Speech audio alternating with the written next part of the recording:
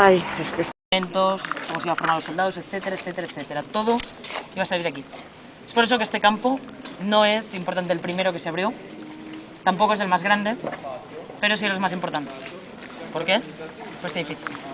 ¿No? Por este edificio y por la proximidad con la capital, con Berlín. ¿No? Como habéis visto, hemos llegado en línea directa en tren, por lo tanto, por esas infraestructuras se decidió instalar aquí el campo, no porque sí, por las infraestructuras, ¿no? Línea ferroviaria, ¿no? Conexión directa con la capital y además, si os fijáis, hay un río y un gran lago aquí donde podían obtener agua para el campo de concentración.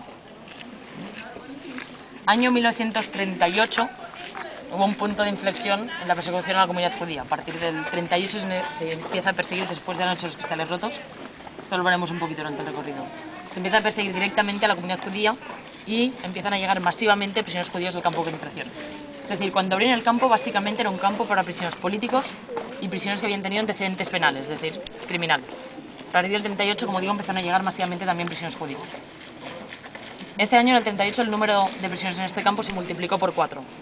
Fue entonces cuando se amplió el campo con el campo pequeño o el campo judío.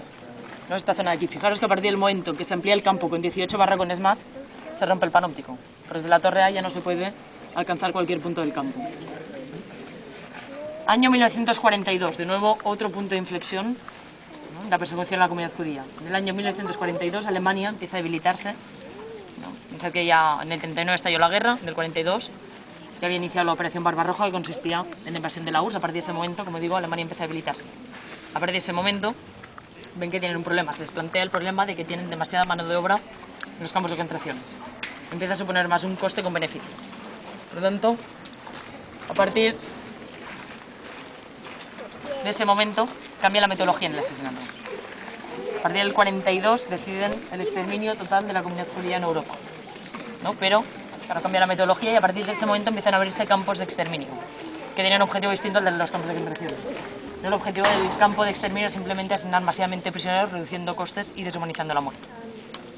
Por lo tanto, habían campos de concentración y de exterminio, habían campos de concentración y de trabajo, eran distintos. Y ese año, en el 42, se abrió en este campo de concentración la estación Z, esa zona de aquí. La estación Z, una estación que consta de una cámara de gas, de 4 crematorios y una instalación de asesinato mediante un disparo al núcleo.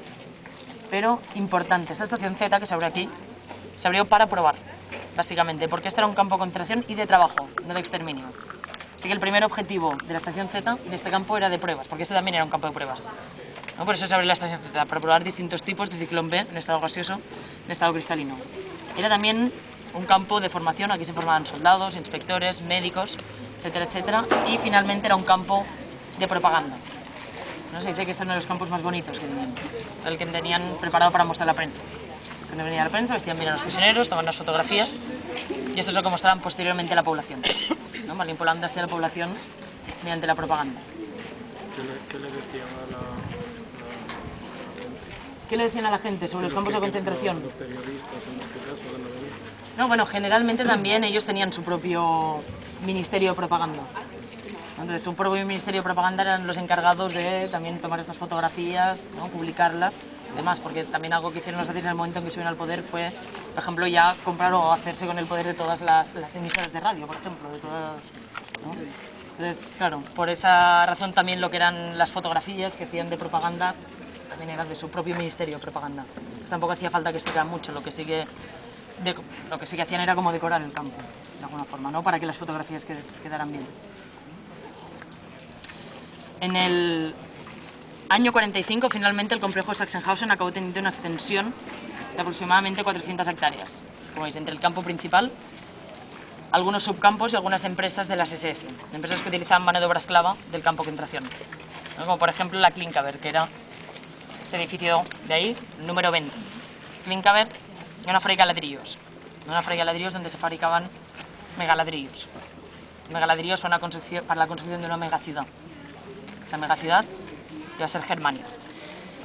Es decir, Berlín, pero reformada. Tenían pensado hacer una reforma urbanística impresionante de Berlín, una limpieza de Berlín, porque Hitler decía que en Berlín está todo lo malvado. Y le van a cambiar el nombre, se llama Germania. Y como digo, tiene unos megaplanes algo exagerados. Los ladrillos para la construcción de esta ciudad se fabrican aquí.